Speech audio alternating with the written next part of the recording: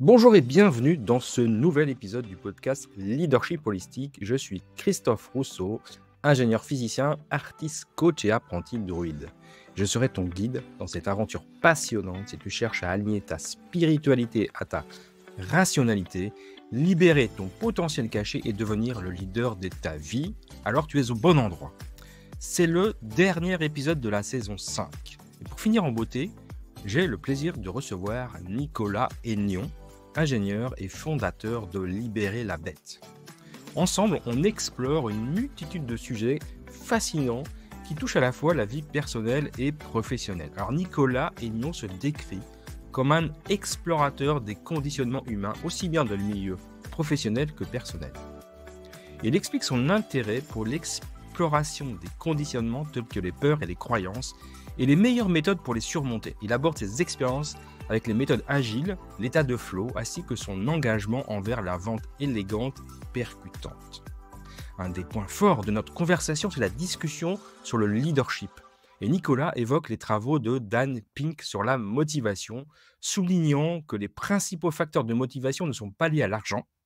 Et il partage également ses réflexions sur le management libéré et les pratiques agiles en insistant sur l'importance de respecter l'intention initiale des méthodes pour éviter leur détournement et leur mauvaise utilisation.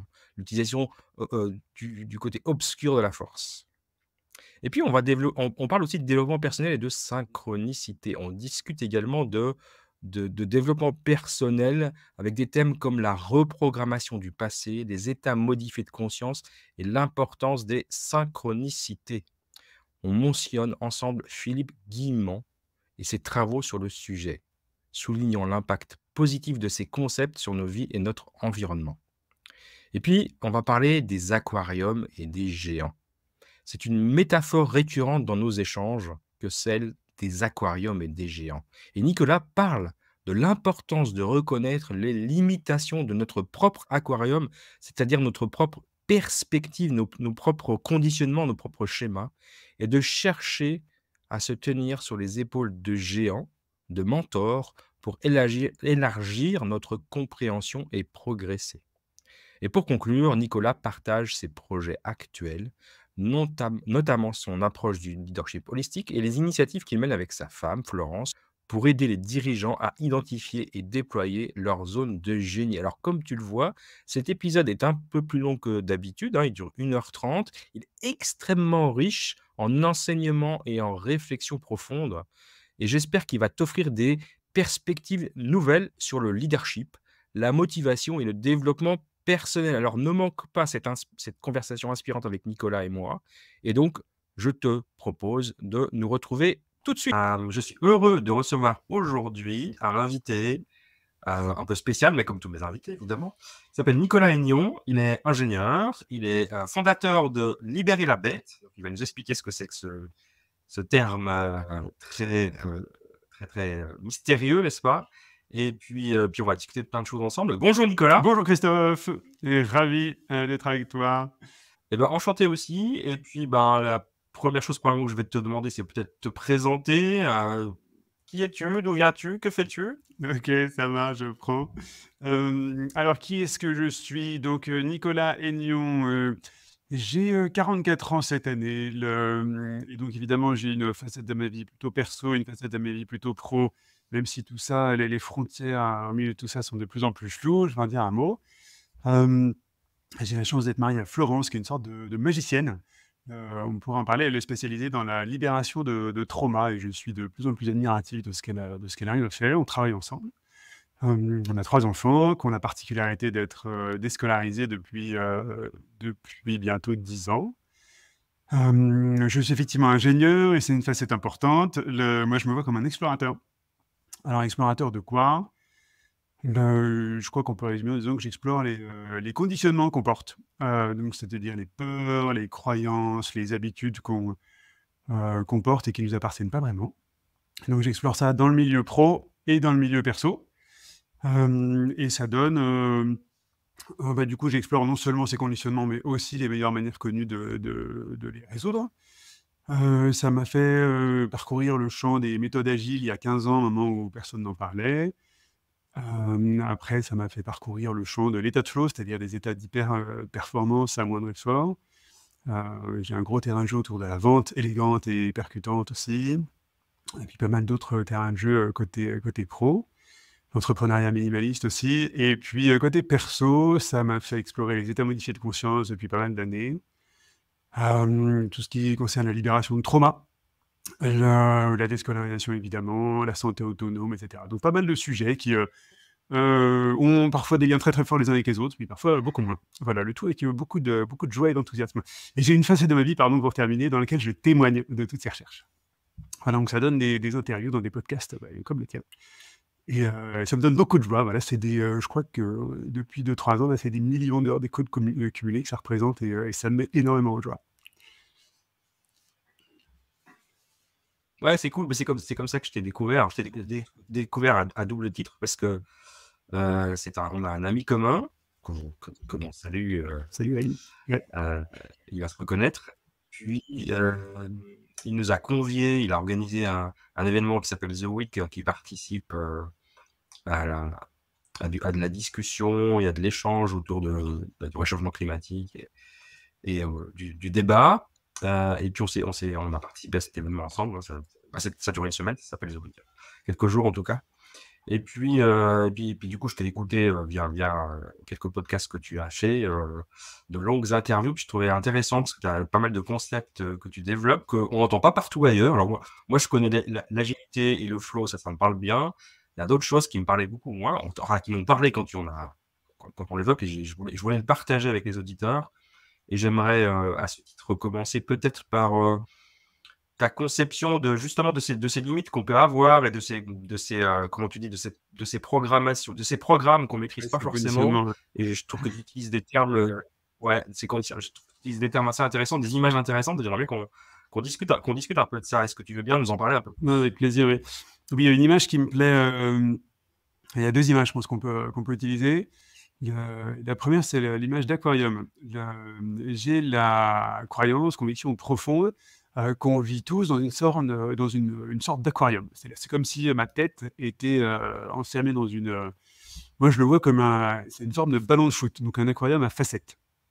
Et chaque facette de cet aquarium, c'est une peur que je promène sans doute depuis très longtemps, une croyance que je porte, une habitude que j'ai acquis d'une manière ou d'une autre, en fait, qu'elle m'appartienne ou qu'elle ne m'appartienne pas complètement, hein. Et évidemment, donc on a chacun dans mon aquarium, du coup, dans mon système de croyances, on a chacun un aquarium. D'une personne à l'autre, il y a des facettes qui sont similaires, des facettes qui sont exactement les mêmes. Et puis, il y a aussi des facettes qui sont différentes. Et comme cet aquarium, dans l'immense majorité des cas, il est extrêmement bien nettoyé, extrêmement bien poli, en fait, on ne voit pas qu'il y a cet aquarium. C'est-à-dire qu'on voit le monde à travers une espèce de filtre qui déforme un petit peu, mais on n'a pas conscience qu'il y a ce filtre déformant.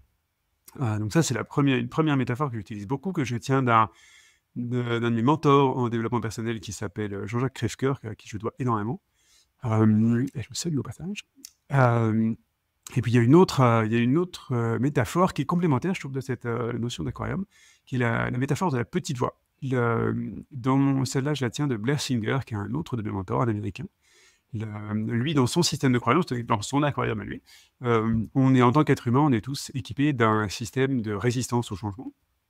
C'est-à-dire que dès qu'on voit pointer un changement d'habitude, on a cette petite voix, cette espèce de programme intérieur qui va trouver tous les moyens possibles d'aller saboter le changement.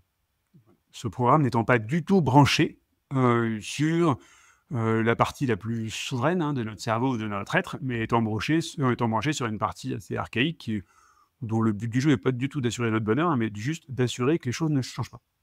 Voilà, quand on combine les deux, ça donne du coup des situations dans la vie où on a des changements d'habitude qui se pointent, qui viennent taper contre notre aquarium. Là, la petite voix, elle se met en mode alerte, elle va nous susurrer ou nous hurler plein de fausses bonnes raisons de ne pas changer les habitudes et de rester dans les situations telles qu'elles étaient avant.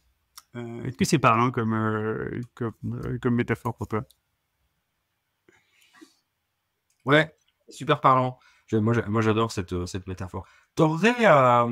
Est-ce que tu aurais une histoire qui illustrerait un truc que tu as vécu où tu as tapé un aquarium, le tien contre un autre? J'en ai tellement. Est-ce que tu as Est-ce que ça m'aidera si tu me pointes vers un sujet particulier? Parce qu'en fait, dans tous mes sujets de recherche, il n'y a que ça.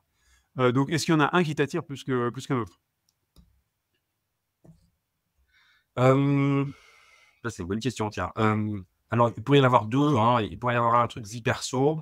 Tu m'as dit que tes enfants étaient déscolarisés, Mmh. donc ça, j'imagine que ça a choqué Les énormément certaines internationaux, personnes. ça t'intéresse. Et puis, Et après? ça, c'est une bonne, je pense, un bon clash d'aquarium. Ouais. Et puis, j'imagine dans la vie pro, même, ouais, tu es un ingénieur Mmh. centralien, enfin, bon rationnel, et puis tu développes des outils en lien avec ta femme qui sont un peu moins Ouais. rationnels. Donc, j'imagine que là aussi, avec l'environnement professionnel, ça a dû taper fort. OK. Allez, Tu choisis l'un des deux ou les deux? on peut prendre les 2 successivement, ouais. Donc, déscolarisation. Ça a tapé, donc ça tape dans différents aquariums, hein. Nous, quand nos enfants sont nés, quand notre aîné est né il y a 15 ans, 14 ans précisément, évidemment, on n'envisageait, enfin évidemment pas d'ailleurs, on n'envisageait pas du tout qu'ils n'aillent pas à l'école, quoi. On avait des amis tous les enfants étaient déscolarisés, on les prenait pour des fous furieux, quoi. Enfin, regardez comme ça et disaient: «Mais non, mais n'importe quoi, s'il y a bien un truc qu'on fera jamais, c'est ça, quoi». Et puis chemin faisant, notre, plus jeune est parti en maternelle. Et puis on l'a vu s'éteindre, c'est-à-dire qu'il revenait de maternelle, hein, le soir en disant: «J'ai dû faire mon travail», à 4 ans. À 5 ans, pareil, à 6 ans, pareil. Et là, on s'est quand même dit que là, ça venait de taper dans notre aquarium à nous, qui est non mais, l'enfance n'est-elle pas l'endroit de la joie, quoi, tu vois? Une espèce de passion et du feu sacré. Enfin, si l'enfance n'est pas l'endroit de la joie et du feu sacré, putain, ce sera quand, quoi? Donc ça, c'est venu chatouiller et puis on a découvert un documentaire, mais par contre, on ne se voyait pas du tout. On savait que c'était possible de déscolariser, on ne se voyait pas du tout enseigner à nos enfants. Et on a découvert un documentaire qui est venu là aussi Ouais. bousculer notre aquarium. Le documentaire s'appelle Être et devenir, qui fait un tour d'Europe, mais un tour du monde de familles déscolarisées en mode unschooling. Donc c'est pas homeschooling, c'est pas faire l'école à la maison, c'est unschooling, c'est déscolarisation complète. C'est-à-dire qu'il ne rentrait pas le prof. Donc ça, on ne savait pas que c'était possible, on ne savait pas que ça pouvait marcher, etc. Et il y a un espèce de mantra qui a été dans ce DVD-là qui est trust and wait. Trust and wait. Donc, et confiance, et attends. Donc ça, c'est venu tabasser bien mon aquarium à moi là-dessus. En me disant, oh la vache, il y a une part de moi qui accepte que ce soit possible, et puis il y a une part de moi qui est terrorisée à l'idée de lâcher prise à ce point-là, quoi. Et voilà, on a une petite surcouche de notre deuxième enfant ayant des troubles autistiques. En fait, il n'était pas scolarisable. Du coup, c'est venu un peu faire basculer le truc. Du coup, on a déscolarisé nos enfants. Et puis, ça fait du coup des années qu'on vit autour de ça, avec du trust and wait assez fort, avec un peu d'enseignement formel aussi, au moment où on n'est plus capable, enfin, ça me fait trop peur en fait, du trust and wait, etc. Donc déjà, tout ça avait bousculé mon aquarium. Et puis, quand j'ai annoncé ça au monde, entre autres à mes parents, je me souviens très bien de la réponse qu'ils ont eue, hein, et j'ai beaucoup travaillé avec eux, donc je suis tout à fait à l'aise de partager leurs réactions. Le C'était un vrai sujet de développement personnel, hein, la relation avec eux, et donc ils m'ont demandé: «Mais pourquoi est-ce que tu fais systématiquement les choix les plus irrationnels possibles?» Et enfin, j'en souris encore aujourd'hui, j'en ris. J'avoue que quand j'ai reçu ça, pour ceux qui nous écoutent là, j'ai pleuré.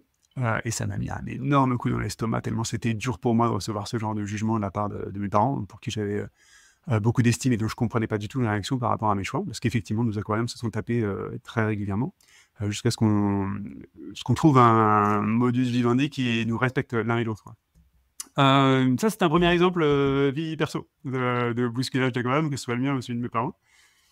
Et puis, ça répond à ta question sur le côté exemple d'aquarium, ça va? Ouais, ouais, ouais, je vois très bien la réaction des parents. Tu peux juste dire ce que font tes parents de manière Ouais, professionnellement parlant. mes parents sont, enfin, ils sont à la retraite là, ils étaient médecins tous les 2. Hem, Voilà. Ils vivent dans une forme de norme, hein, c'est assez clair. Enfin, ils le reconnaissent, j'ai eu du mal à l'accepter, mais en tout cas, c'est leur choix, c'est leur vie, donc maintenant c'est pleinement accepté pour moi, quoi, et j'ai plus du tout de jugement par rapport à ça. Et là où c'est vrai que moi j'ai un rapport à la norme qui est un peu différent de leur, quoi. Et du coup, donc aux incroyables se sont bousculés quand même à pas mal de reprises. Et puis, bah, si on va côté pro, euh, donc je suis ingénieur, entrepreneur, j'ai bossé pendant des années avec des ingénieurs, entrepreneurs aussi, des créateurs de start-up, etc. Mais quand je dis je, c'est parce que pendant des années, Florence n'était pas du tout dans le paysage, hein, de libérer la bête. Et puis, elle m'a ouvert des portes de soins énergétiques, d'approches qu'on peut qualifier de quantiques, hein. On pourra revenir là-dessus si tu veux. Enfin, comment, en tant qu'ingénieur, moi, j'explique les soins qu'elle arrive à faire. Pardon. Et puis, petit à petit, elle est devenue accompagnante, thérapeute, sur ces protocoles de libération traumatique. Ce sont des protocoles assez fulgurants, ça prend quelques heures. Enfin, elle obtient plus de résultats en quelques heures que la plupart des gens en 15 ans de psychanalyse, quoi. Et, ça se passe par téléphone. Elle a accès à des informations en radiesthésie, donc via le pendule, qui font tomber de leur chaise les personnes avec qui elle bosse, quoi. C'est-à-dire qu'il lui donne de l'information, évidemment, mais elle arrive à dénicher des éléments qui étaient soit très très peu conscients, soit complètement inconscients, et qui, une fois révélés, ont énormément de sens, en fait. Et quand elle fait des soins, la plupart des personnes qu'elle accompagne ressentent des changements corporels, quoi, enfin vraiment physiologiques, alors qu'on est par téléphone à distance, etc. Ce qui vient bousculer aussi pas mal leurs aquariums. Donc moi je trouve ça très drôle, et ça tape un peu, et ça fait partie enfin, je pense que ça fait partie de notre rôle d'explorateur, avant-gardiste entre guillemets sur certains sujets, d'aller faire une petite passerelle entre les terrains de jeu d'exploration qu'on a creusés, et puis le monde un peu plus normal, qui n'a pas forcément le temps d'aller explorer aussi loin, aussi fort que ce qu'on fait. Donc c'est notre rôle de transmetteur. Excellent, excellent. Mais quand tu me parlais, là, j'étais en train de vous voir tous les deux. Je dis, mais là, on a l'exemple parfait du yin et du yang, les deux opposés qui ne devaient jamais se rencontrer.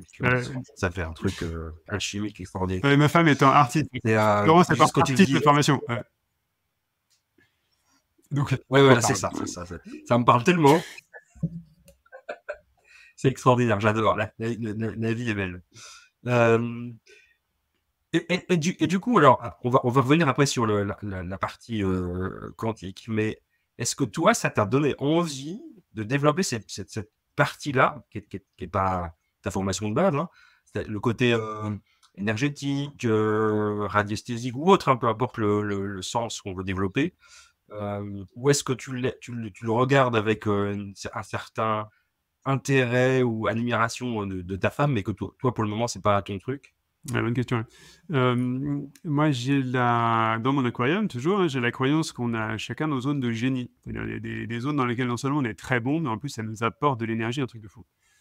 Puis on a nos zones d'excellence, zones dans lesquelles on est peut-être tout aussi bon, mais ça nous apporte pas d'énergie, quoi. Ça nous en draine au moins un petit peu. Puis zone de compétence, c'est des trucs qu'on sait faire, mais pas du tout les meilleurs du monde. Puis zone d'incompétence, des trucs où non, honnêtement, faut pas qu'on y touche, quoi. C'est toxique. Euh, Donc moi, j'ai certains de ces sujets qui sont autour de mes zones de génie, mais c'est pas les mêmes que Flo. Moi, j'ai une capacité à partir en transe, quasiment en claquement de doigts, quoi, en quelques secondes. Et j'ai acquis avec le temps une capacité à libérer certaines peurs que je porte ou certains traumas que je porte, là aussi en quelques secondes via ces trans. Je ne sais pas vraiment comment je fais. Je sais juste de mieux en mieux danser avec cette capacité-là. Donc je ne sais pas le transmettre. J'aimerais bien un jour savoir le transmettre, mais c'est pas mon champ de recherche qui me prend le plus de temps, quoi. Et il se trouve que Flo, sachant très très bien le faire pour les autres, je vois pas trop non plus l'intérêt que je passe une énergie folle à essayer de transmettre ça. En revanche, j'ai une autre zone de génie qui est d'aller justement faire comprendre à quelqu'un l'aquarium dans lequel il est, et la différence entre l'aquarium dans lequel il est et l'aquarium qui lui correspondrait sans doute un cran de plus. Donc d'aller l'aider à vraiment poser la main sur la paroi de l'aquarium et à la regarder, cette facette-là, et puis à se poser assez intensément la question de savoir si cette facette lui convient ou pas. Et il se trouve que les deux, du coup, se complètent très très bien, quoi. Flow est capable de dissoudre la facette de l'aquarium, et dissoudre cette facette avant qu'elle ait été reconnue et acceptée, c'est un peu dommage. Et c'est comme si elle effaçait la peur de l'eau, et moi, d'une certaine manière, j'apprends à nager, quoi. Puis j'apprends peut-être aussi à prendre conscience du fait qu'elle a peur de l'eau. Du coup, le tout se complète très bien. Et c'était une question à un moment. Et d'ailleurs, ça a été une peur de sa part, hein. Je ne pense pas trahir de secret en révélant ça. Ça a été une peur de sa part, comme je suis un espèce d'apprenant compulsif. Elle avait besoin d'avoir son terrain de jeu à elle, hein. Il y a un moment pendant lequel on travaillait très peu ensemble, où je me suis dit, non mais en fait, Nicolas, j'ai pas envie que tu me vampirises mon terrain de jeu, en fait. J'ai besoin d'avoir mon précaré. Et bon, c'était il y a plusieurs années, quoi. Aujourd'hui, c'est extrêmement clair qu'on a des terrains de jeu qui sont hyper complémentaires, qui se recoupent à certains endroits, ce qui nous permet aujourd'hui d'animer les programmes ensemble, ce qui est assez récent, en fait. Avant, c'était plutôt du ping-pong. C'est-à-dire qu'elle s'occupait des dirigeants, puis je m'occupais des dirigeants, puis éventuellement, elle se réoccupait des dirigeants, etc. Voilà où ça en est. Et puis peut-être qu'un jour, en fait, effectivement, je serai aussi une forme de chaman, parce que c'est finalement une des casquettes qu'elle porte, hein. Peut-être que j'irai dans cette voie-là, et peut-être pas, j'en sais rien. Ça te paraît clair, ça? Ouais, mais ça me parle carrément. Moi, pendant des années, je me suis refusé à ça. Enfin, je me suis refusé. Oui, il y a eu justement, il y a eu un aquarium très fort, je pense, qui faisait que je me refusais à ça. Et puis, à un moment, ça devient, tu peux plus résister, tu vois.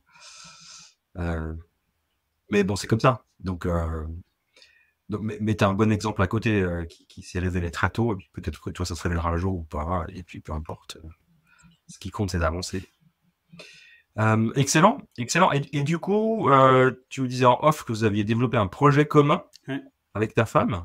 Tu peux nous en dire un peu plus? Oui, mais c'est sur les zones de génie, justement, dont je parlais. Donc, on aide des dirigeants à identifier leur zone de génie, mais finalement, ça, c'est la partie peut-être la plus visible de l'iceberg. On aide ces dirigeants principalement à baisser les barrières qui les empêchent d'aller déployer ces zones de génie autant qu'ils le voudraient.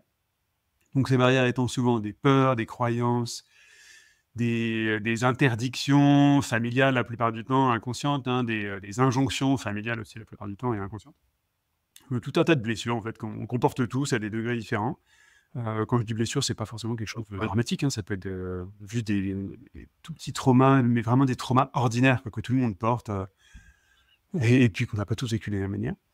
Et qui nous poussent à brider, à occulter la lumière qu'on a à l'intérieur, et à brider la force avec laquelle on peut briller, on peut se déployer. Et puis, pour terminer dans ce programme-là, on aide aussi, donc une fois que les barrières sont baissées, une fois que les zones de génie sont identifiées de manière très, très spécifique, on peut bosser sur le fait de faire de la place dans la vie de ces participants pour qu'il y ait un peu moins de temps consacré aux zones d'excellence, de compétences, d'incompétences, et que leur vie s'articule autour de leur zone de génie. Voilà, donc on a lancé un premier groupe là, il y a quelques mois, qui est en train de se dérouler. Du coup, c'est un programme sur 4-5 mois. Et ça nous permet de valider. Jusqu'à maintenant, Florence n'accompagnait qu'en tête-à-tête. Et du coup, elle était...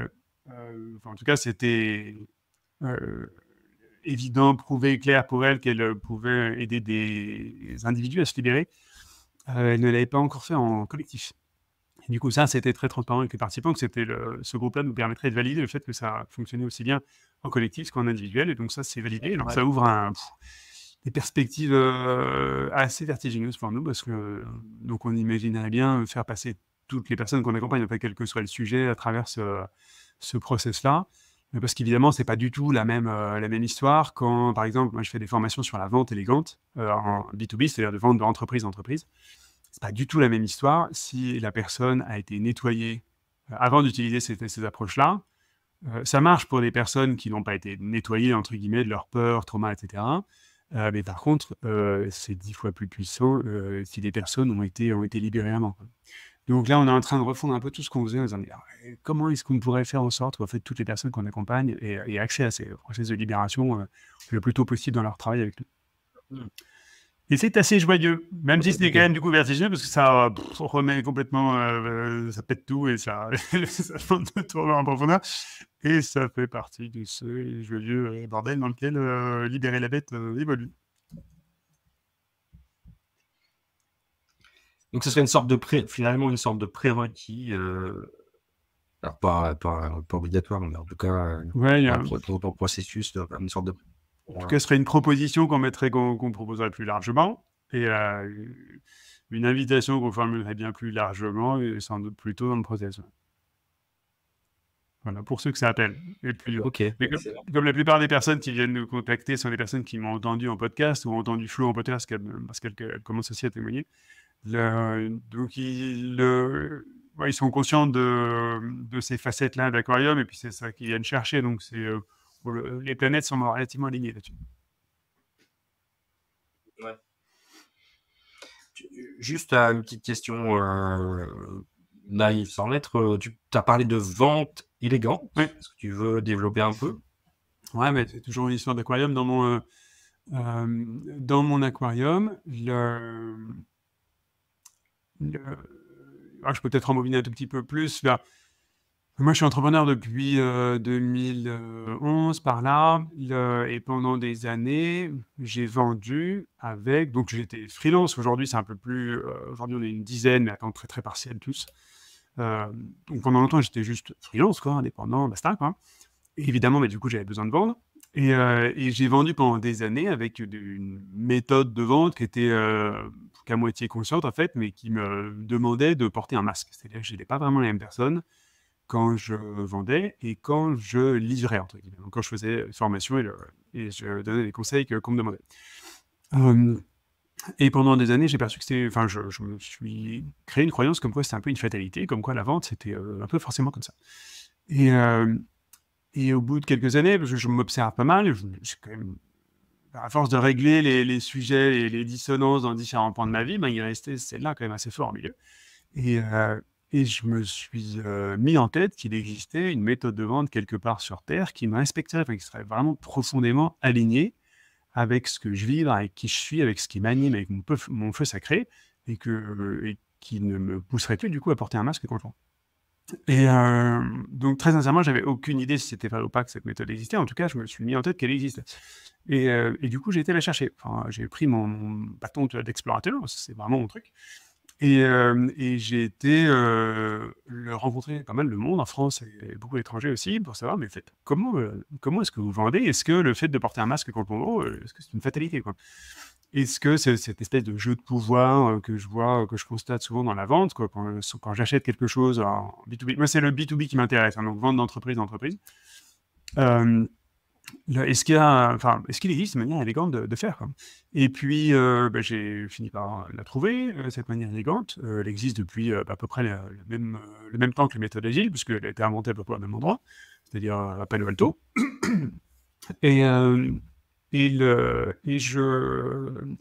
par contre, la manière avec laquelle cette méthode était transmise était pour moi très rugueuse. C'était pas du tout. La méthode était très élégante, la manière avec laquelle elle était enseignée n'était pas du tout. Et moi, j'ai dans mes tripes, dans mes zones de génie, le fait d'être formateur et transmetteur. Et du coup, j'ai pris cette méthode-là et puis j'ai fait passer ça à la moulinette de mes process de formation. Et sur un segment qui m'intéresse en particulier, c'est les segments innovants, c'est-à-dire les petites boîtes qui ont déjà, soit qui commencent sur leur marché, soit qui ont déjà un peu roulé leur boss, mais plutôt petites boîtes, et qui ont besoin d'éduquer leurs prospects. C'est-à-dire dont les prospects, dont l'aquarium des prospects est souvent un peu décalé par rapport à ce qu'il devrait être. Et du coup, l'aquarium dans la tête des prospects n'est pas en mesure de recevoir le produit qu'ils ont besoin de vendre. Voilà, tout ça vient se brancher sur la petite voie, c'est-à-dire que vraisemblablement, quand un prospect a un niveau de conscience un peu trop bas par rapport au produit innovant ou au service innovant qu'on cherche à lui vendre, comme si on vient en mode regarde mon beau logiciel, regarde mon beau service, ça va taper, quoi. Et ça va aller réveiller la petite voix dans la tête du prospect. Ouais. La petite voix va se mettre en mode barrière. Et donc, on va se battre sans s'en rendre compte contre la petite voix du prospect, qui est souvent inconsciente dans sa tête. Enfin, en tout cas, elle n'a pas une place claire et nette, quoi. L'approche que je propose consiste à parler à la petite voix du prospect plutôt qu'à parler à la partie rationnelle du prospect. Et du coup, cette petite voix, autant son mode par défaut, c'est de résister au changement, du coup de résister à la vente, autant elle a un autre mode qui est activable selon certaines conditions, qui permet de la faire basculer depuis ce mode dans lequel elle résiste au changement, dans un mode dans lequel elle encourage le changement. Voilà, donc l'approche que j'ai mise au point, que je transmets, c'est une approche qui permet de faire cette bascule à la petite voix de manière très élégante, très respectueuse, et en quelques dizaines de minutes, grosso modo. Ça paraît clair? Ah, ok, c'est super. super rapide. Oui, ça Euh, ne prend pas des jours et des jours, quoi. et est-ce que, je vais te provoquer un peu, Oui, je mais t'en prie. euh, à écouter comme ça, on pourrait dire, ah, tu manipules un peu les gens là, tu les amènes vers toi, leur rendre quelque chose dont ils n'ont pas forcément besoin, ou ils savaient pas. Comment tu vois la limite là entre les deux là? Ouais, merci pour la question. Moi, je fais une vraie différence entre influence et manipulation. C'est un vrai sujet, du coup, hein. Et dans mon aquarium, toujours, hein, et je ne cherche pas à l'imposer, hein, dans mon aquarium, la différence entre l'influence et la manipulation, c'est pas les outils qui sont utilisés, parce que vu de ma fenêtre, ce sont exactement les mêmes outils. C'est-à-dire qu'un gourou de secte utilise exactement les mêmes outils qu'un vendeur élégant ou qu'un formateur très très pertinent. La différence dans mon aquarium, elle est uniquement sur l'intention de celui qui utilise les outils. Et si l'intention de celui qui utilise les outils est de prendre le pouvoir sur l'autre personne et de tirer parti de manière nettement asymétrique de la relation, hein, d'avoir une emprise, de faire un abus de pouvoir, hein, là, effectivement, ces outils basculent dans le champ de la manipulation. Si, en tout cas, vu de ma fenêtre, si l'intention de la personne qui utilise ces outils est de faire grandir la personne en face et qu'il y ait un bénéfice mutuel qui soit tout à fait équilibré, quoi, qui soit tout à fait fair play, ce sont les mêmes outils, mais ça n'est que de l'influence. Et là, toujours vu de ma fenêtre, hein, de toute façon, l'influence, c'est on baigne dans l'influence tout le temps. C'est-à-dire que je parle avec toi, je t'influence, tu parles avec moi, tu m'influences, c'est juste mécanique, quoi. Je parle avec les enfants, je suis obligé de les influencer, on s'influence mutuellement. Je suis assez vigilant sur l'intention que j'ai. Et j'adore ça.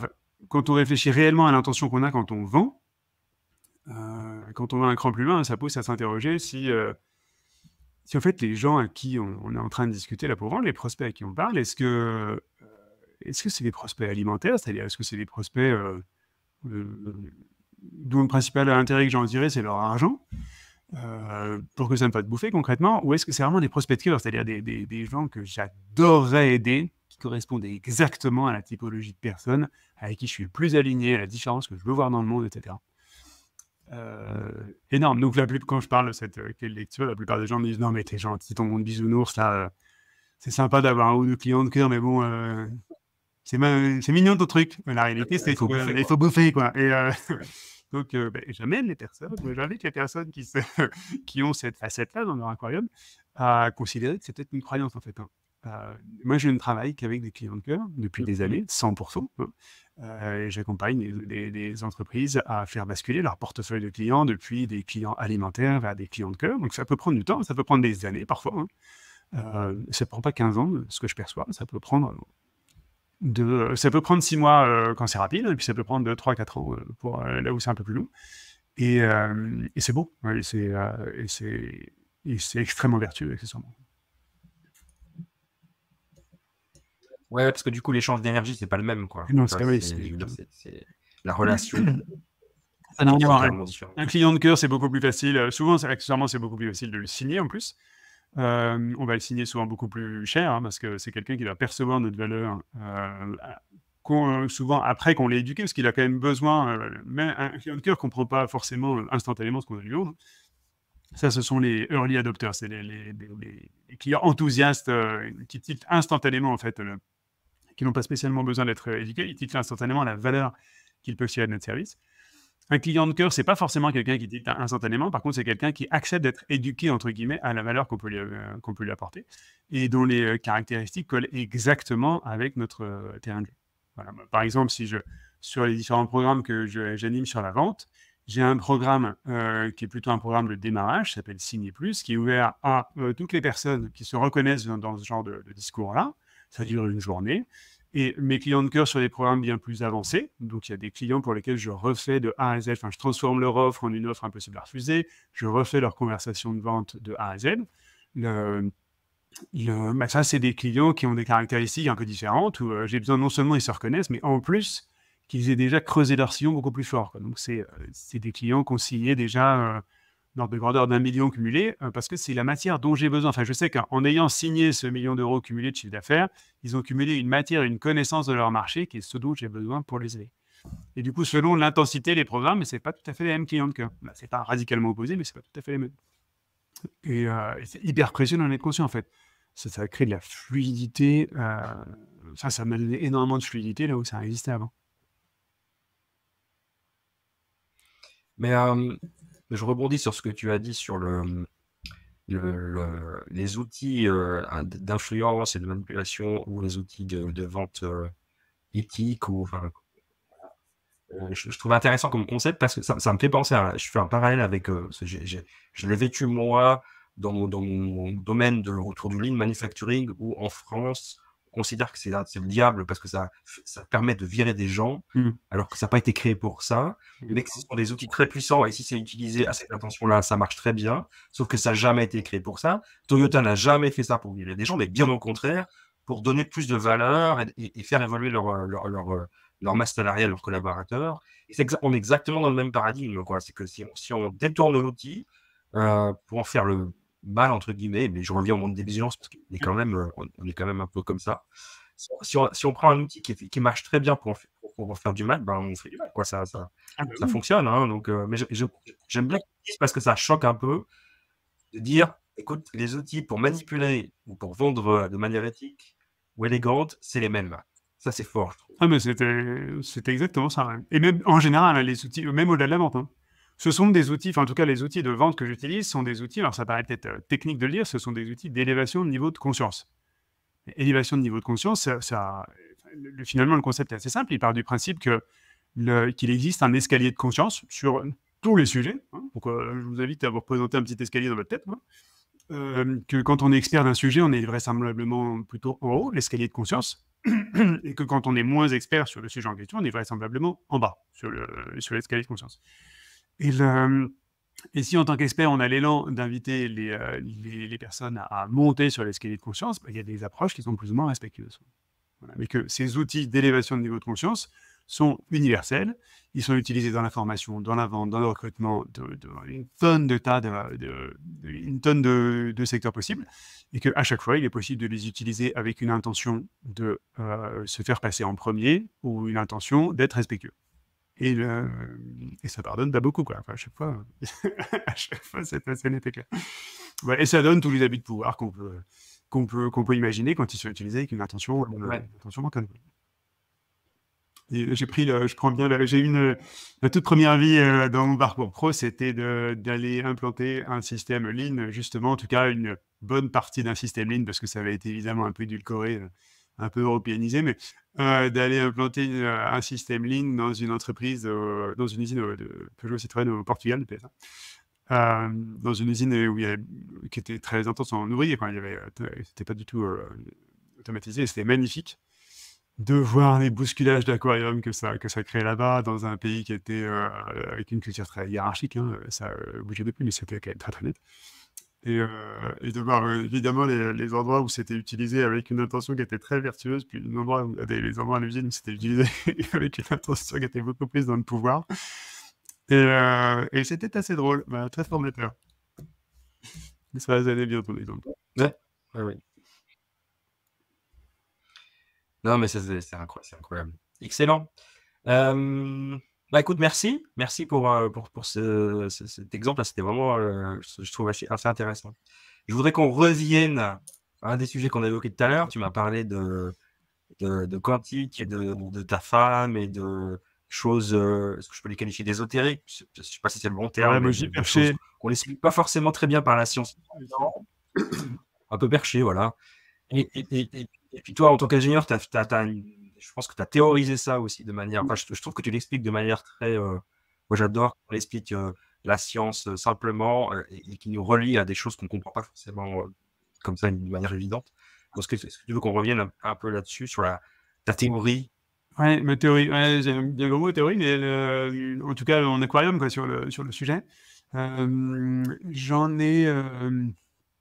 Ouais, il y en a quelques, il y a différentes facettes. Je sais pas jusqu'où on ira. Si je schématise très très fort, Dans mon système de croyance, nos différents futurs sont comme des lignes de temps qui ont chacune une probabilité donnée. D'accord. Donc je ne sais, moi je suis branché avec en particulier un chercheur en physique quantique qui est un peu disruptif entre guillemets, donc chercheur au CNRS, pignon sur rue, etc. Mais c'est pas la physique quantique d'il y a 20 ans, c'est la version suivante de la physique quantique.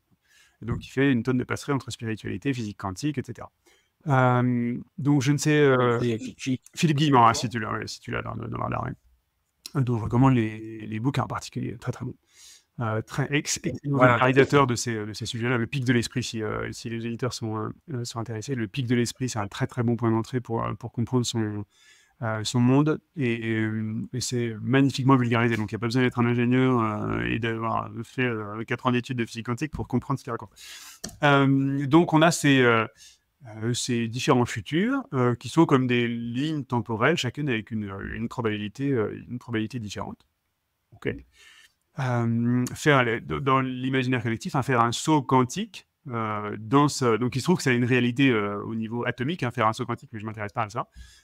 Si je prends l'image faire un saut quantique, dans cet aquarium-là, dans cette façon de voir les choses, c'est changer de corde de temps, changer de corde de futur potentiel. De passer de tel futur qui était le plus probable à un autre futur qui devient le plus probable. Donc ça, j'aime bien cette image-là. J'aime bien l'idée que quand on va libérer un trauma, une peur majeure, une croyance majeure, etc., le changement de vibration qu'on a à l'intérieur est tout à fait susceptible de nous faire changer effectivement les probabilités du futur. Ça, j'aime beaucoup cette idée-là aussi, et je pense l'avoir vécu pas mal de fois.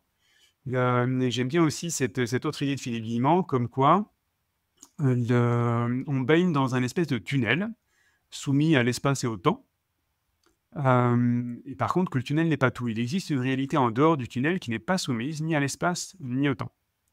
C'est-à-dire qu'il est tout à fait possible, en faisant le tour en dehors du tunnel, si là je le dessine, il y a des personnes qui nous écouteront, qui ne me verront pas, du coup, je vous invite à visualiser un tunnel. Je vous invite à visualiser des parois qui sont relativement poreuses en fait dans le tunnel, c'est-à-dire que moi je ne peux pas passer à travers le tunnel, mais il y a des éléments qui peuvent passer, des informations, l'énergie, etc. Et du coup, dans l'aquarium de Philippe Guillemot, il est tout à fait possible que le futur rétroagisse en traversant les parois du tunnel, elles viennent rétroagir sur le présent, à travers des synchronicités, c'est-à-dire des hasards surprenants, des enchaînements qui ont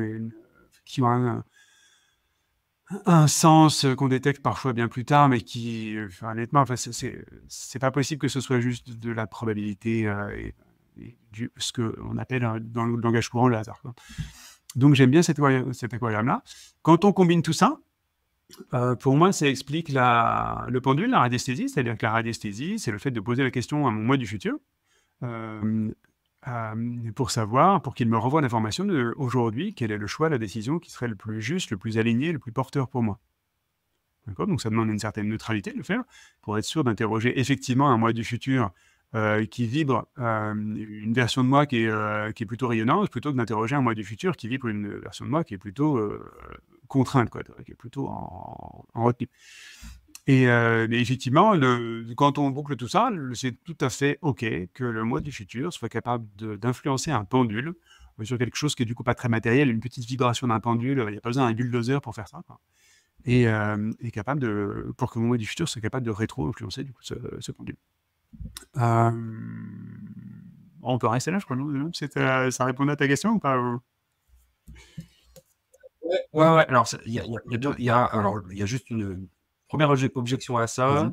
Comment tu expliques du coup les questions et du coup les réponses que tu obtiens sur d'autres personnes en fait, parce qu'elle interroge d'autres personnes, ta femme. Elle pose pas des questions que pour elle. Ouais. Donc si elle interroge son soi du futur qui lui répond, ça c'est OK, j'entends. Maintenant, si elle interroge son soi du futur sur quelqu'un d'autre, Ouais. OK. comment être sûr que c'est la bonne réponse? Ouais, bonne question, hein.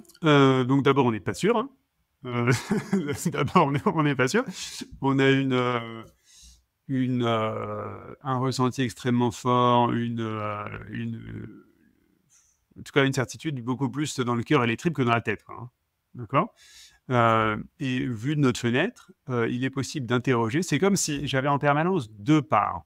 Une part souveraine, qui correspond à ma part divine, si on veut, si on parle avec des mots plus de spiritualité, une part qui est connectée à la source, quoi, qui est connectée à, qui est omnisciente, une part divine, quoi, hein. On peut utiliser beaucoup de mots pour décrire ça, mais moi je l'appelle part souveraine. Et puis une part blessée.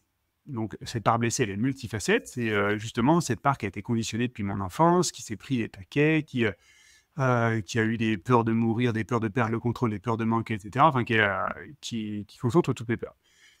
Et avec le pendule, quand je disais, tout à l'heure, je disais, il faut quand même un peu faire attention à savoir qui on interroge, quoi. Est-ce que j'interroge ma part souveraine, ma part du futur souveraine, ou ma part du futur blessé? Florence semble avoir cette capacité d'interroger la part souveraine des personnes avec qui elle bosse, plutôt que d'interroger leur part blessée. Et du coup, interrogeant leur part souveraine, elle récupère des informations qui sont alignées avec vraisemblablement la meilleure version, en tout cas, de ce que ces personnes sont à l'intérieur. C'est même pas ce que ces personnes peuvent devenir, parce qu'elles sont déjà, c'est juste que c'est masqué et c'est enfoui sous les parts blessées. Est-ce que ça paraît clair? Ouais, ouais. Et c'est pas pour autant que c'est agréable. Les réponses sont parfois super désagréables. Intéressant. Parce que quand, effectivement, des réponses... donc, on a parlé tout à l'heure des traumatismes ordinaires, c'est-à-dire des trucs qu'on a vécu, des fessées, le fait d'avoir eu le sentiment d'avoir été abandonné pendant quelques jours quand on était petit, alors qu'en fait, c'était pas un vrai abandon, du coup, c'est pas du tout la maltraitance. Et puis, effectivement, il y a aussi des traumas qui ressortent qui sont de l'ordre de la maltraitance. Et la maltraitance légère ou la maltraitance extrêmement lourde. Et bon, ça arrive, quoi. Et juste, il y a besoin d'accepter que ce soit possible, quoi.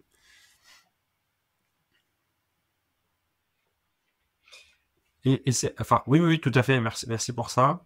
C'est, je reviens à Philippe Guillemot. Je pense que lui en parle aussi, hein, sur la question du temps qui n'est pas du tout linéaire en fait, et parce qu'il explique, je crois, hein, que on peut en effet influencer notre futur en faisant des sons quantiques. On peut interroger notre futur qui nous répond par des synchronicités, mais on peut aussi modifier notre passé. Ouais. Et ça pour le cerveau, c'est un peu compliqué. Ouais, ça pique un peu plus fort. Ouais. Donc, on va pas pouvoir modifier, enfin, en tout cas, là où j'en suis dans ces recherches-là, hein, on peut pas modifier, c'est-à-dire que moi, j'ai grandi en Champagne. Vraisemblablement, rien en physique quantique peut faire en sorte que je n'ai pas grandi en Champagne, qu'en fait, j'ai grandi en Papouasie. Ça, c'est pas possible. En tout cas, c'est trop dense, c'est trop incarné pour que ce genre de passé-là soit changeable. En revanche, c'est ça. En revanche, donc c'est une histoire que je raconte souvent parce que elle fait partie de moi, puis ça a été un terrain d'exploration incroyable, hein. Il se trouve que mes parents ont perdu un enfant 2 ans avant que je naisse, quasiment à terme. Donc l'enfant est né sans. Ça n'a pas été un secret de famille au sens strict du terme, mais en tout cas, ça a été quand même bon couvercle par-dessus, quoi. Là, les petits trous dans le couvercle pour que ça respire un tout petit peu, mais quand même bon couvercle. Ma mère n'a pas fait le deuil pendant des années. L'enfant n'a pas eu de prénom parce que c'était la norme, entre guillemets, à cette époque-là. Il n'a même pas été enterré. Enfin, ma mère ne l'a même pas vu, en fait.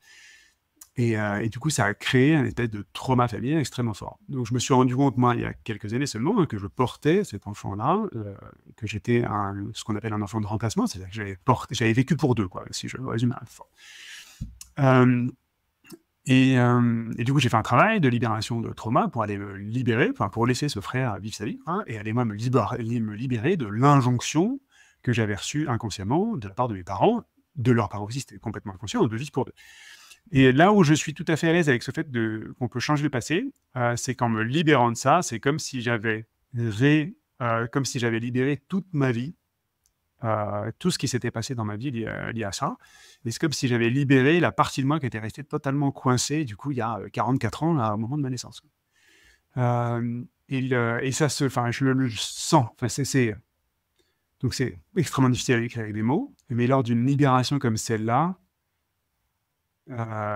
j'ai senti que je réintégrais une partie de moi. Alors, je ne sais pas comment l'expliquer avec des mots qui soient rationnels du langage courant, parce qu'en fait, il n'y a pas de mots pour décrire ça.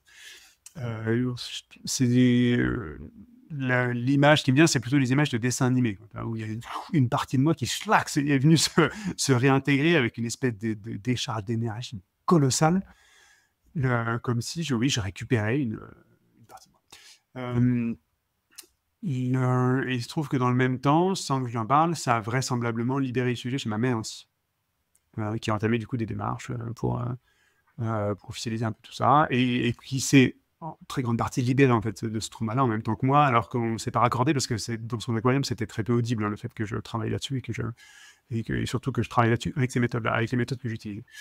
C'est plusieurs années plus tard où je me suis rendu compte qu'en fait, ah ouais, tiens, ça avait eu un impact. Donc cette reprogrammation du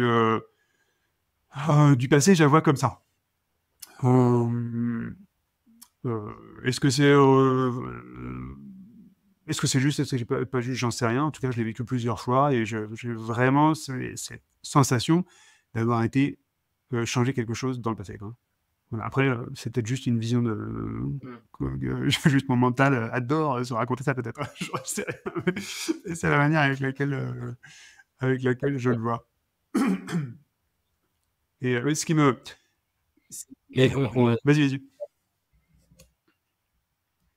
non, mais je veux dire, on a, alors, il y a deux aspects. C'est que, en effet, comme tu dis, on va pas changer le passé, la matière, le passé matériel, ça c'est sûr, mais alors, après, il y a le changement parce qu'on sait que les événements passés, ils sont filtrés par le filtre à l'eau, et puis clairement, ce dont on se rappelle, c'est pas la réalité de toute façon. Donc ça, on peut le changer, c'est-à-dire la façon dont on se rappelle. Mais ça, toi, c'est encore autre chose. C'est que il y a une deuxième couche plus profonde. Ça a libéré des choses que tu ne savais pas, en fait, que tu ne connaissais pas jusqu'à Oui, présent. tout à fait. Ouais. Et pour moi, ça va libérer l'image que j'utilise, c'est sur un ordinateur. Quand un ordinateur se met à bugger, il y a un petit truc qui se met à tourner. En fait, en tout cas, moi, je suis sur un Mac, ça se met à tourner, quoi. Il y a une petite roue qui se met à tourner comme ça. Je pense que c'est pareil sur un PC. Et donc, moi, j'ai la certitude qu'à plein de moments de ma vie, il y a des parties de moi qui sont restées coincées comme ça, quoi. En mode, ça tourne Oui. et ça bug, quoi. Et donc, quand j'étais enfant, bah, du coup, c'était part de mon enfant, entre guillemets, puis ça m'est arrivé aussi en tant qu'adulte, hein, de me prendre des baffes, quoi. Et qu'il y a des trucs qui sont restés coincés comme ça. Et ça, donc, j'ai effectivement la quasi certitude qu'on a la possibilité de revenir à ces moments-là. C'est pas juste de libérer aujourd'hui, quoi. C'est vraiment de revenir à ces moments-là et tac, d'aller libérer la petite molette qui est en train de faire sa roue de hamster, là, et que ça a un impact sur mon présent et même sur mon futur en vague. Voilà comment je le vois, avec des mots que j'estime assez pauvres pour le décrire, parce que le vocabulaire, en tout cas là où j'en suis de mes recherches, j'ai clairement l'impression de manquer de vocabulaire, quoi, pour décrire ce genre de dynamique-là. Ouais. Ouais, je comprends. Je sais pas si on laisse des morceaux de nous, des morceaux d'âme, des bouts de je sais pas quoi, au fur et à le long de notre expérience dans cette incarnation, et puis du coup, il y a des moments où on peut les récupérer, peut-être quelque chose comme ça. Je sais pas non plus. J'ai pas. J'ai l'impression que je comprends. Alors j'espère que les auditeurs comprennent aussi. Mais c'est difficile de mettre des mots dessus. Ouais, j'entends ce que tu dis. Mais c'est intéressant. Mais ouais, alors je ne peux que conseiller en effet Phil Guillemot, et il a fait plein d'interviews super intéressantes, et puis en effet le pic de l'esprit, c'est le pic de l'esprit. Ouais, en tout cas, parmi ces Euh, bouquins, c'est vraiment très accessible. et puis c'est un très bon vulgarisateur, et en effet, moi j'adore, j'ai déjà fait quelques épisodes sur les synchronicités, j'adore ces évocations autour des synchronicités qui restent pour moi un outil, un jouet extraordinaire. Et pour la petite histoire, donc on habite dans le même département que lui, en Haute-Provence, et c'est un enchaînement. Donc si on habite ici, c'est parce que Florence m'a offert le bouquin de Philippe qu'on ne connaissait pas à l'époque sur les synchronicités, que ce bouquin nous a amené à le rencontrer dans ce département de Haute-Provence où on envisageait de s'installer. Et donc la quantité de synchronicité qu'il y a eu autour de ce livre, autour de nos relations avec lui, donc c'est devenu un ami entre-temps. C'est par lui qu'on a trouvé l'endroit là où on habite aujourd'hui, etc. Donc c'est très drôle l'enchaînement de synchronicité qu'il y a eu autour de cette personne qui est sans doute la plus grosse pointure sur les synchronicités. C'était assez amusant. Voilà, Ouais, clairement, ouais. il organise régulièrement des stages, je le recommande. Donc il organisait, je ne sais plus s'il en organise encore ou s'il a fait peut-être en pause là, cette année. En tout cas, ça vaut le coup d'aller regarder sur son site. Donc il habite dans un endroit magnifique. Il peut recevoir des gens et et c'est vraiment très inspirant à chaque fois, quoi. Pardon. Ouais. Ouais, alors ça me fait penser au prochain sujet que je voudrais évoquer avec toi, c'est le sujet des géants. C'est la meilleure transition possible, je crois. Oui, tout à fait. Donc j'imagine qu'il en fait partie. C'est mon géant. Est-ce que tu viens nous parler de ça, euh, de cette, je sais pas si, bon, je vais pas appeler ça un concept, mais ce que tu appelles les géants. Et pourquoi c'est important? Oui. Ça vient de. C'est un petit trou de mémoire, mais je crois que c'est Newton, hein. En tout cas, un des chercheurs majeurs, hein, dans l'histoire en particulier européenne, qui ont demandé comment est-ce qu'il avait fait pour trouver autant de choses aussi vite au cours de sa vie, quoi. Et il lui disait qu'il avait qu'il avait finalement pas tant de mérite que ça, c'est qu'il avait identifié des géants sur les épaules desquels il s'était juché pendant un temps, quoi. Et qu'il était toujours assez attentif à savoir sur quel géant est-ce qu'il grimpait. Et moi, j'aime beaucoup cette image-là, hein, je la trouve assez universelle, quoi. Et donc, mais pour moi, on fait tout ça, c'est-à-dire que plus ou moins consciemment, plus ou moins d'intensité, d'aller identifier des géants sur les épaules desquels on va faire un petit bout de chemin. Donc, je suis très attentif à ça, très attentif au choix de mes géants, et très attentif au fait de descendre de leurs épaules quand je sens que c'est plus aligné pour moi, quoi, et que j'ai, entre guillemets, fait un peu le tour du géant en question. Donc il y a des géants sur les épaules desquels je peux avancer pendant plusieurs années, et puis il y a des géants sur les épaules desquels j'avance le temps d'un livre, et puis il y a des géants sur les épaules desquels j'avance 1 minute. Je vais prendre une pépite, qui est une espèce de révélation, une sagesse, une facette d'aquarium. Je me dis, ouais, c'est évident, en fait, j'ai jamais vu ça comme ça. Et puis tout le reste, ben non, en fait, il n'y a rien à faire. Non, ça parle pas, quoi, ça résonne pas.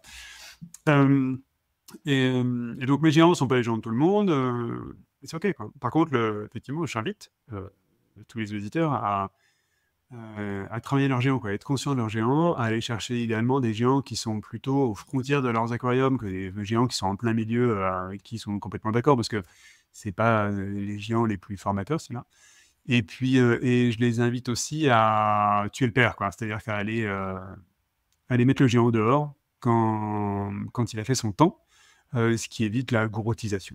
Enfin, le fait d'être complètement, de se faire laver le cerveau par un seul géant et basta. Voilà, et en fait, je vois bien quand j'ai pas de géant, je suis en manque, ça gratte, quoi.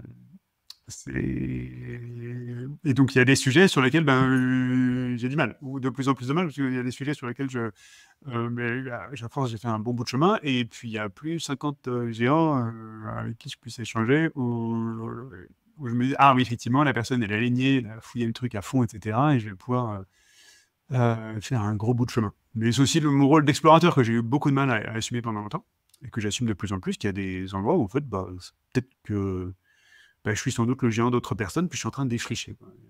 Bon, ok. Maintenant, c'est cool. Pendant un moment, ça m'a bousculé, ça. C'est vrai.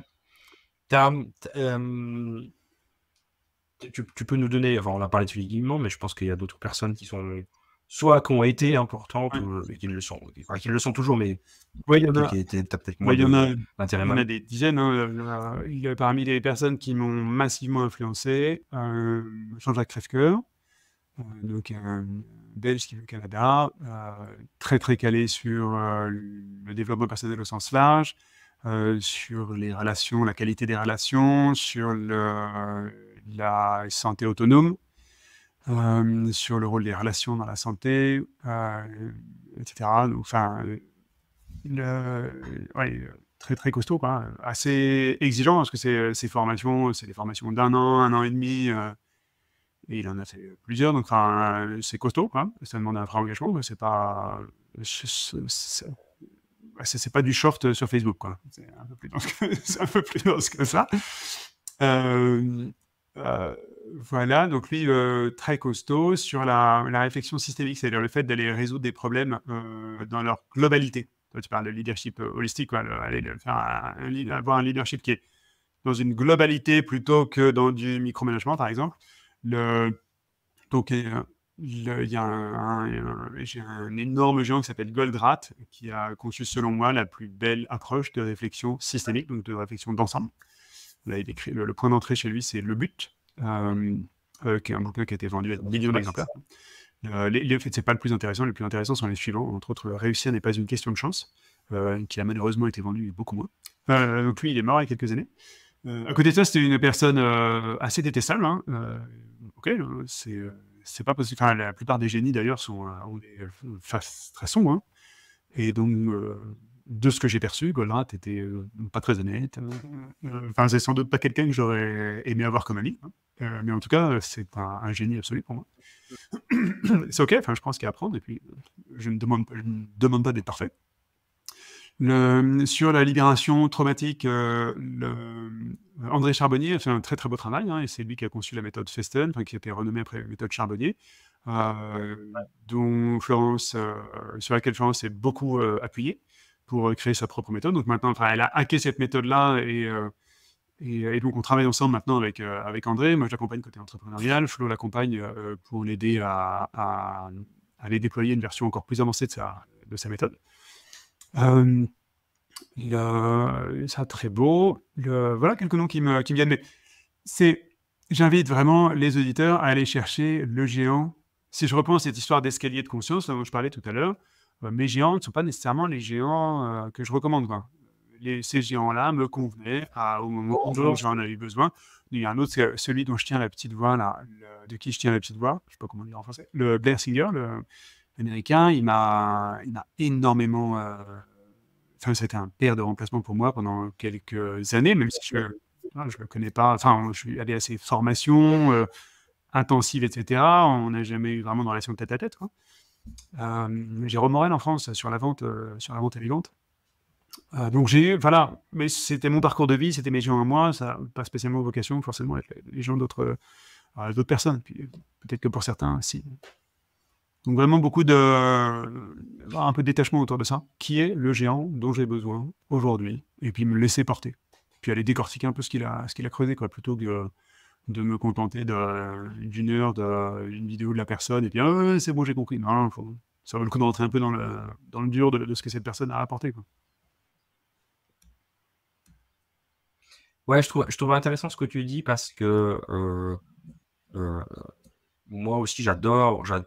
On peut avoir un géant, enfin quelqu'un qui t'inspire pendant juste un livre, voire même un chapitre du livre, hein, et puis pas le reste. Et puis je rebondis là-dessus parce que tu as parlé de Jean-Jacques Crèvecoeur, et puis typiquement, c'est un de ceux avec lequel j'ai le plus de mal parce qu'il tape dans mes aquariums de tous les sens. Parce qu'il dit des choses super pertinentes, super intéressantes. Puis après, il a son côté conspirationniste qui, moi, j'arrive pas, mais peu importe. Et du coup, je trouve ça intéressant de se lire les géants qu'on peut aimer et suivre une partie de ce qu'ils disent sans être d'accord avec le tout à 100%. C'est pas des gourous non plus, quoi. Ils ont le droit d'avoir des zones ombres et des zones sur lesquelles on n'est pas d'accord. Puis c'est OK aussi. Oui. Ça veut pas dire que tout ce qu'ils disent est stupide. Oui, tout à fait. C'est pas donc si je reprends l'histoire de Part Souveraine et Terre Blessée, c'est pas parce que c'est mon géant en ce moment qu'il a que sa part souveraine, quoi. Donc lui aussi, il trimballe ses parts blessées. Qui viennent perturber le message. Bon, à moi de faire un peu le taf, d'aller trier les patates entre ce que je prends et ce que je prends pas, en essayant de le prendre ou de pas le prendre, moi aussi depuis ma part souveraine, plutôt que de laisser mes parts blessées se monter la mayonnaise et partir en cacahuète, quoi.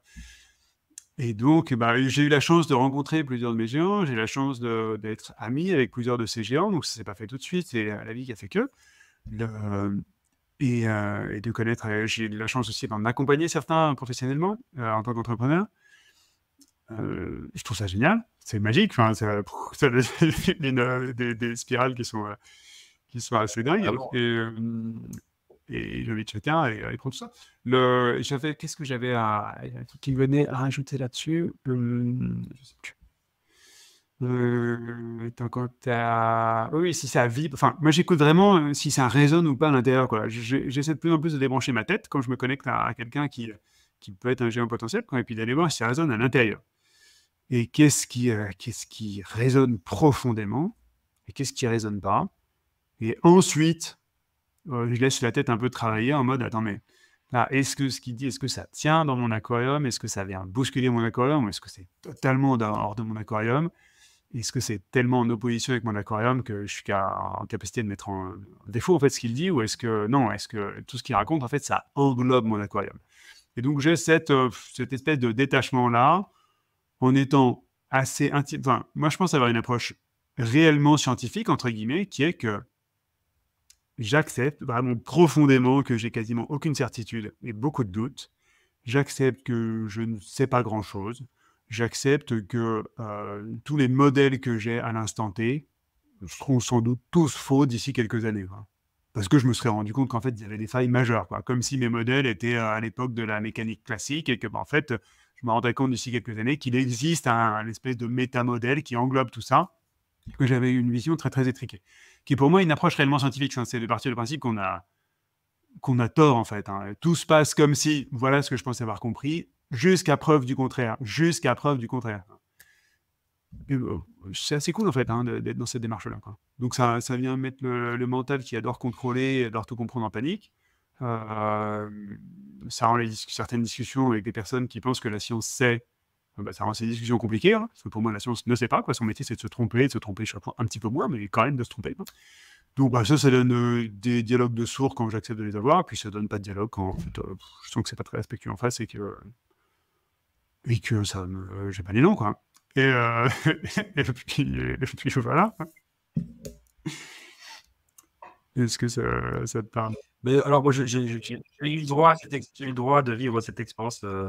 Il y a un moment, je savais pas trop. Enfin, ça n'a pas duré longtemps, hein, mais j'ai publié une vidéo sur les synchronicités. Et je citais Guillemot, Nassim Haramein, que j'ai eu le joie de rencontrer aussi, etc. Et puis, il y a un des gars qui a vu une personne qui a vu la vidéo sur YouTube, qui a mis des commentaires, qui était vraiment le mec scientifique. Je sais même pas comment le qualifier, en fait. Mais qui était dans un aquarium très étriqué, je pense, qui voulait absolument pas entendre ce qu'on racontait sur les synchronicités, évidemment, parce que ça heurtait vraiment ses conditions. Et puis, il y a eu quelques échanges, puis au bout d'un moment, j'ai dit, bon, je crois que je perds mon temps, ça sert à rien. De toute façon, le but n'est pas de convaincre personne, mais ça démontre bien qu'on a quand même on a un côté, on pense que, en tout cas, certains scientifiques sont vraiment dans une approche, la vérité, elle n'est pas ailleurs, quoi, elle est là. La vérité, elle est comme ça. Et puis, elle peut pas changer. Et puis, mais si on peut pas changer, enfin, si on faisait ça, on vivrait sur une terre plate avec. Ce serait fou, quoi. Oui. Donc, ouais. Ouais, ça c'est intéressant. Oui, c'est comme si, très très vaste débat de la science. Hein, j'ai l'impression que beaucoup de scientifiques sont persuadés que depuis que eux sont en place, la science a arrêté de se tromper, quoi. Et que ça, c'était avant. La science qui se trompait, c'était mais qui faisait des erreurs dont on rit aujourd'hui, quoi. Non, mais ça c'est terminé.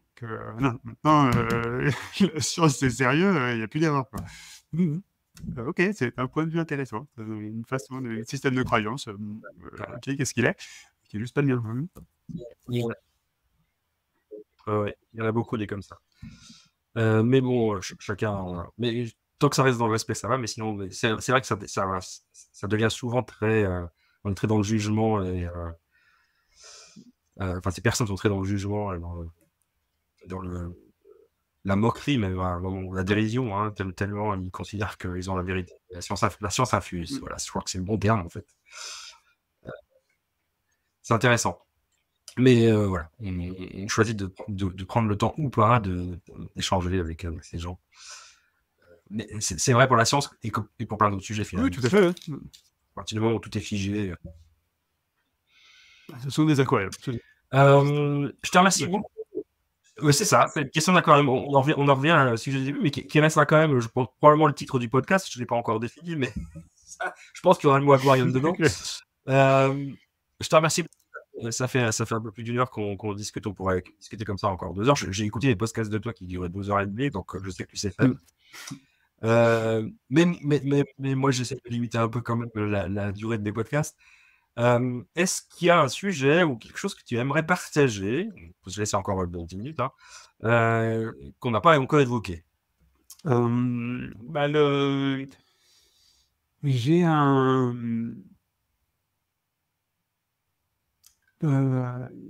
j'ai un sujet sur le leadership qui me tient pas mal à cœur. Et il y a un géant, oui, j'aurais pu en parler tout à l'heure. Dan Pink.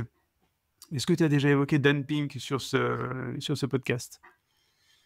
Non, La vérité sur ce qui non, nous pas motive. encore. Ah ben voilà, mais on peut faire une petite promenade sur les épaules de Dan Pink. Dan Pink était avocat, pas du tout destiné à faire de la sociologie, ni même du management, du leadership, et qui a combiné tout un historique d'expérience sur ce qui motive vraiment les gens, quoi.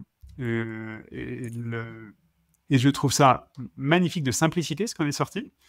Magnifique de puissance aussi, et magnifique de voir à quel point la quasi-totalité des entreprises passe complètement à côté de son message. Et donc ça fait vraiment partie des aquariums que je préfère, c'est-à-dire ceux où il y a des évidences absolues qui ont été révélées, enfin qui ont été mises en lumière, et où ça passe à côté de quasiment tout le monde.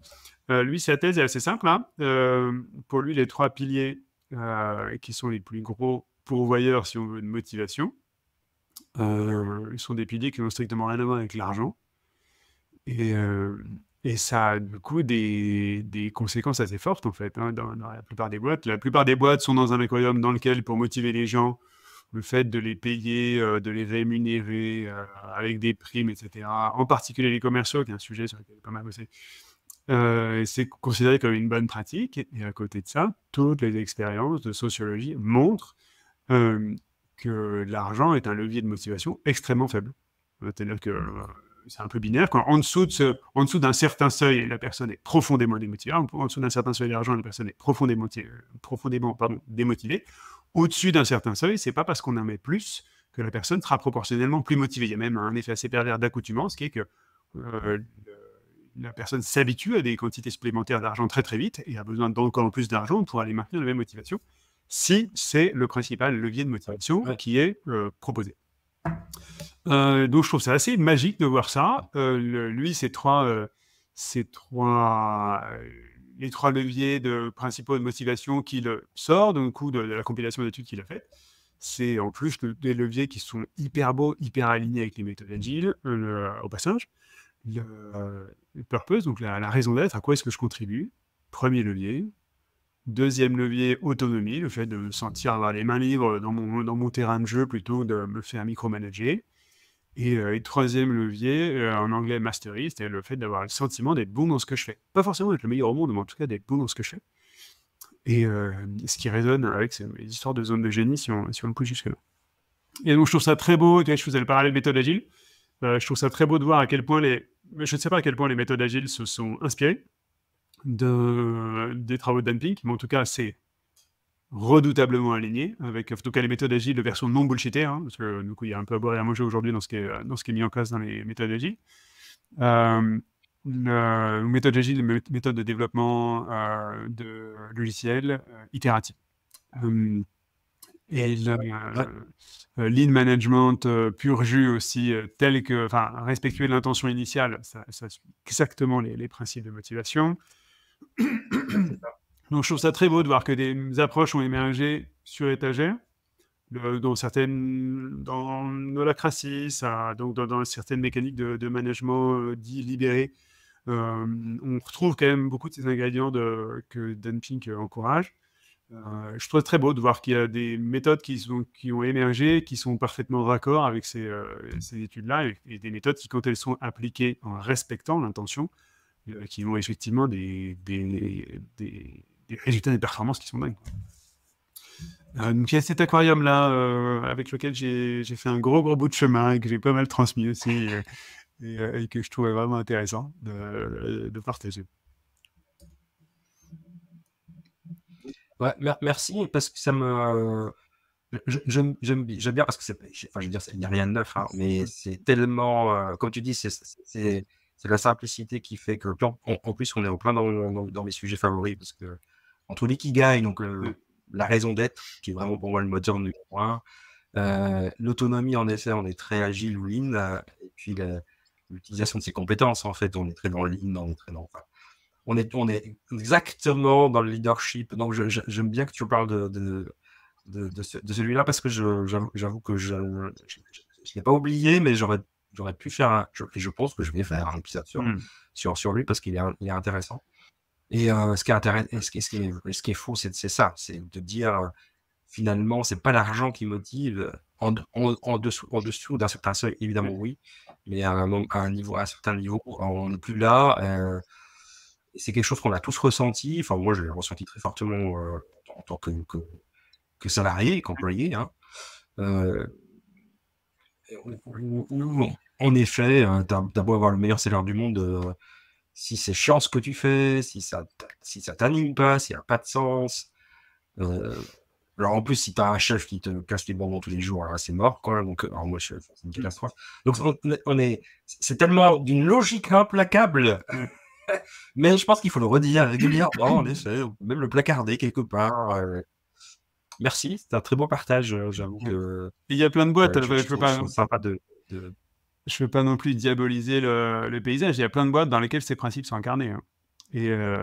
Mais ça reste une infime minorité. Quoi. Ça reste une infime minorité.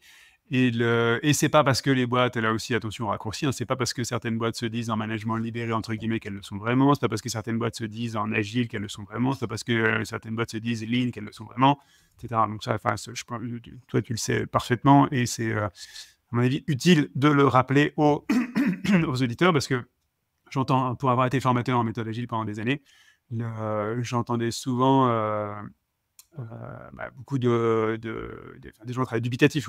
En méthode agile, moi j'ai participé à une boîte qui utilisait les méthodes agiles, c'était n'importe quoi, etc. Non, elle n'utilisait pas les méthodes agiles, elle disait qu'elle les utilisait, et en fait elle faisait juste n'importe quoi. J'ai rencontré des boîtes qui avaient tordu chacun des outils, quoi. Vraiment tordu, perverti complètement l'intention. Et ça aboutissait à l'exact opposé quoi, de ce qui était, de ce pourquoi les outils étaient faits.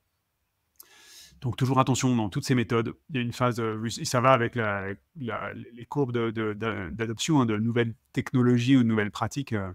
Il y a des phases de bullshitage massif hein, qui sont liées à des phases d'expansion massive de la méthode. Il faut juste en être conscient, ouais. Et puis savoir apprendre à discerner ce qui respecte l'intention initiale de ces méthodes et puis ce qui les dévoie complètement. Et puis on observe le même phénomène maintenant avec le greenwashing, enfin voilà, les entreprises qui se clament au effort éco-friendly qui ne sont pas du tout. Enfin, voilà, on a un vrai phénomène, c'est toujours la même chose, quoi. Et sur le développement personnel aussi, hein, beaucoup d'approches de développement personnel sont dévoyées, sont très très édulcorées, quoi, où on en regarde que le côté le plus sexy, puis on a oublié tout ce qu'il y avait en dessous. Même indépendamment de l'histoire de manipulation. Hein. Même indépendamment de l'histoire de manipulation. Donc, ok, ça fait partie juste la cour d'adoption d'une nouvelle pratique. Elle est bullshitée au passage. Et c'est ok. Enfin, en tout cas, moi, pendant un moment, ça m'a mis franchement en colère. Hein, pendant quelques années, j'ai fini par me dire, mais en fait, c'est une histoire d'aquarium. Ils en sont là dans leur escalier de conscience. C'est le chemin qu'ils ont sans doute besoin de faire. Les personnes qui acceptent en fait de subir des approches qui sont vraiment très très dénaturées. Hein. Bon, j'ai vraiment guéri mon mode sauveur depuis très longtemps, du coup, ça me laisse complètement froid maintenant. Et il n'y a plus de colère. Il n'y a plus de colère. Non, mais on est ok. La colère, ça ramène pas grand-chose. Mais c'est en lien, en effet, avec son mode sauveur. Je connais ça aussi. Bon, des fois, ça revient. Quand même, c'est pas facile, hein. On reste humain. Oui, le mode sauveur, il peut revenir de temps en temps. Chez moi, il revient. Il y a sur des boîtes en difficulté, j'ai du mal à. Donc, quand je ne dis pas non tout de suite, sur des boîtes qui sont en grande difficulté, il peut y avoir des conditions dans lesquelles, effectivement, mon mode sauveur se réveille. Donc, je dis de plus en plus non, en fait, en attendant d'avoir terminé de résoudre cette facette-là de mon sauveur. Et c'est intéressant de l'observer, et puis de rester avec, et puis le travailler petit à petit. C'est ça. C'est important de l'observer. Nicolas, pour finir, est-ce que c'est quoi le projet du moment qui arrive là? C'est quoi parce que je sais que tu es un créatif, tu as toujours des trucs en tête. Ouais, pas mal de trucs. C'est quoi le truc qui arrive en 2024? Alors, donc le mode dans lequel je suis, mais je voudrais pas ouvrir un trop gros chapitre. J'ai arrêté de me fixer des objectifs. Je suis dans un mode que j'appelle vibrer plutôt que planifier. Depuis que j'ai constaté que quand je me fixais des objectifs, en fait, j'allais vibrer le manque. Tant que j'avais pas atteint cet objectif, j'allais vibrer un manque et j'avais vibré la différence entre l'objectif que je voulais atteindre et là où j'étais aujourd'hui. Et que cette vibration allait influencer assez fort mon futur, en fait, et que ça crée une résistance de dingue. Donc j'ai arrêté de me fixer des objectifs avec attente. Maintenant, j'ai des directions, des envies, des élans, et puis j'essaie d'être aussi aligné que possible avec ces donc vibratoirement, quoi. Et je constate que c'est vachement plus facile.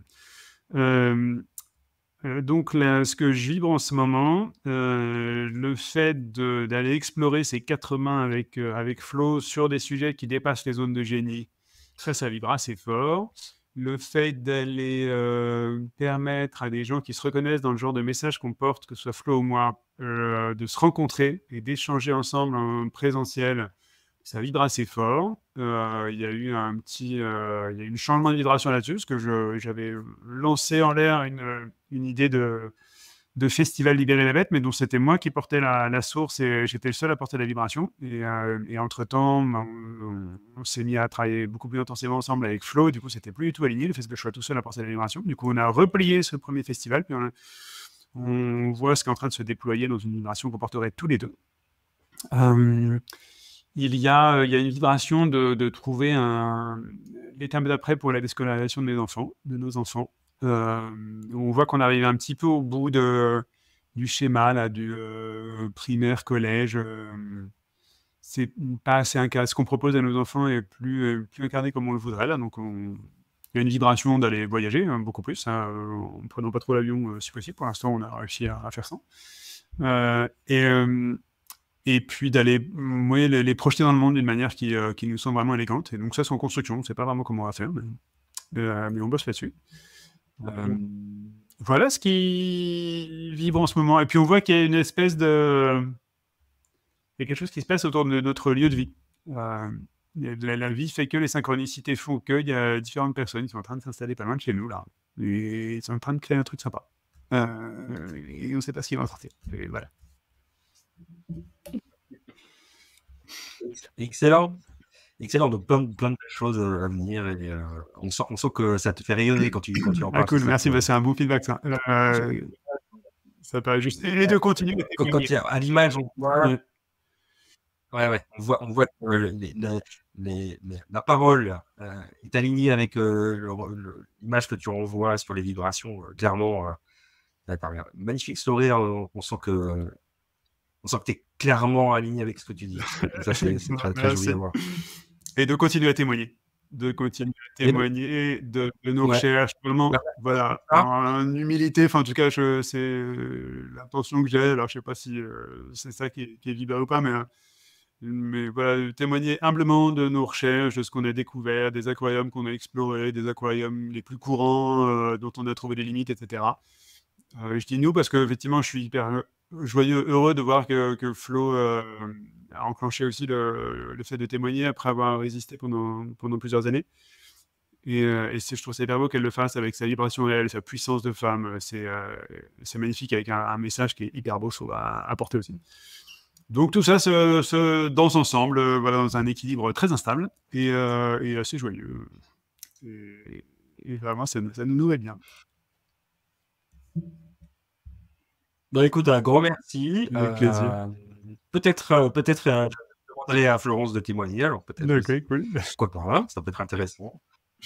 Et puis en tout cas, un grand merci pour ce que tu partages, parce que je trouve que tu donnes vraiment sans compter, et ça c'est magnifique. Et puis je pense que c'est vraiment, vraiment intéressant et pertinent. Donc moi je pense que ça valait la peine de te faire intervenir sur le podcast du leadership holistique. Ça vraiment... Il y a des trucs quand même qui paraissent simples, mais qui, moi, ça me fait cheminer en tout cas, et je pense que ça fera cheminer beaucoup de personnes qui nous écoutent. Donc, un grand merci pour ça. Avec grand plaisir. Merci pour l'invitation. Et puis, je te souhaite, probablement, on sera appelé à se recroiser un jour ou l'autre. Je ne sais pas si ça sera en physique ou en digital ou en numérique, mais ça sera avec grand plaisir en tout cas. Merci beaucoup, Christophe. Ça sera avec plaisir. Merci pour ce bel... Merci, au revoir. Au revoir à tous.